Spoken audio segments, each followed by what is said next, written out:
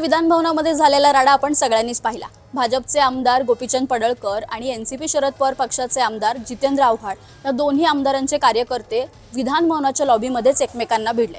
पावसाळी अधिवेशन संपायला एकच दिवस बाकी होता आणि त्याच दिवशी या दोघांमधला राडा पूर्ण महाराष्ट्राचा चर्चेचा विषय बनला। या दोघा आमदारांच्या कार्यकर्त्यांमध्ये तुंबळ हाणामारी झाली, बाचाबाची झाली, जीवे मारण्याची धमकी दिली गेली, एकमेकांचे शर्टही खेचले गेले।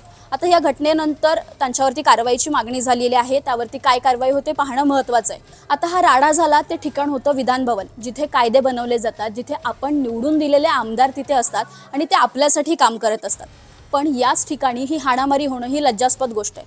पण तुम्हाला माहिती आहे का, ही अशी घटना पहिल्यांदाच घडली नाहीये। विधान भवनात काल आपण कार्यकर्ते भिडताना पाहिले, पण याआधी आमदार एकमेकांमध्ये भिडले होते। तो पक्ष होता मनसे। मनसेचे आमदार एका आमदाराशी भिडले होते आणि त्यावेळी मुद्दा होता मराठीचा।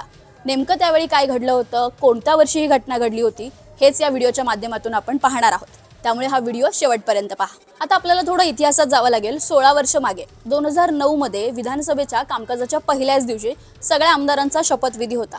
त्यावेळी सगळ्यांनी मराठीतून शपथ घ्यावी, महाराष्ट्रात मराठीतून शपथ घ्यावी अशी विनंती पत्राद्वारे राज ठाकरेंनी सगळ्या आमदारांना केली होती। पण त्यावेळी अबू आझमींनी हिंदीत शपथ घ्यायला सुरुवात केली आणि तोच मुद्दा वादाचा ठरला। मनसेचे आमदार, चारही आमदार, त्यावेळी मनसेचे 13 आमदार निवडून आले होते, त्यातले 4 आमदार अबू आझमी हिंदीत शपथ घेत आहेत म्हणून आक्रमक झाले। त्यावेळी नेमकं काय घडलं होतं, तर मनसे नेहमीच महाराष्ट्रात मराठीच्या मुद्द्यावरून आक्रमक असते, जशी ती आज पाहायला मिळते। तसंच ते आधीपासून 2009ला सुद्धा विधानसभेमध्ये त्यांनी मराठीच्या मुद्द्यावरून मोठा राडा केला होता। त्यांचं मत असं होतं की महाराष्ट्राच्या विधानसभेत मराठीतच शपथ घेतली पाहिजे। पण त्यावेळी अबू आझमी हिंदीतून शपथ घ्यायला सुरुवात करतात, त्यावेळी मनसेचे जे आमदार होते ते आक्रमक झाले।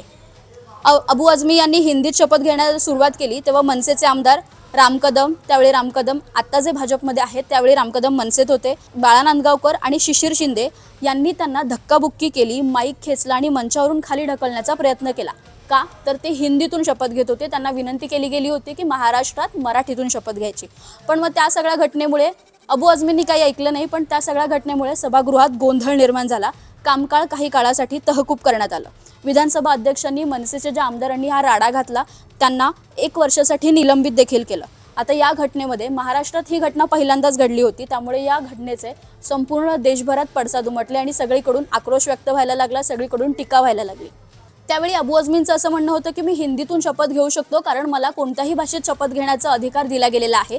पण मनसेचं असं म्हणणं होतं की मराठीतूनच, महाराष्ट्रात असताना मराठीतूनच शपथ घेतली पाहिजे। आता या सगळ्या घटनेचे व्हिडिओ किंवा फोटोज हे आपल्याला गुगलवरती किंवा यूट्यूबवरती मिळून जातील।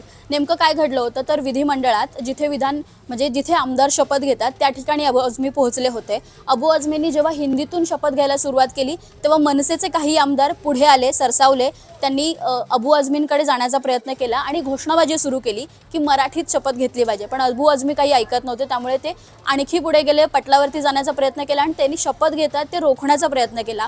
चारही बाजूनी घोषणा सुरू होता मनसे आमदारांच्या, ते त्यांना रोखण्याचा प्रयत्न करत होते। एकंदरीतच पूर्ण विधानसभेत तो गोंधळ निर्माण झाला। मग अध्यक्षांनी काही काळासाठी ते तहकूब केलं।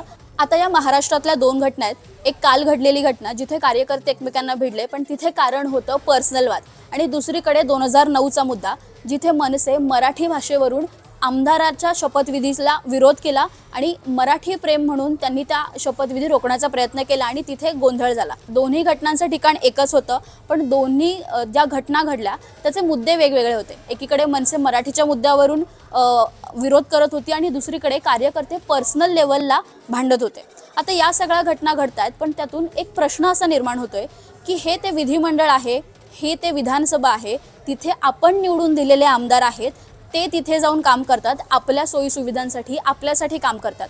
मग कुठेतरी या घटनांना आपणच जबाबदार आहेत का? कारण हेच आमदार आहेत ज्यांना आपण निवडून देतो। तुम्हाला या 2 घटनांविषयी काय वाटतं? एक कालचा राडा आणि दुसरं म्हणजे मनसेने केलेला 2009 मधला विधानसभेतला राडा। आम्हाला कमेंटमध्ये नक्की सांगा। आणि कालच्या राड्यासंदर्भातली एकूण एक अपडेट आपल्या न्यूज 18 चॅनलच्या यूट्यूबवरती उपलब्ध आहे, त्यामुळे ते व्हिडिओ जाऊन नक्की पहा।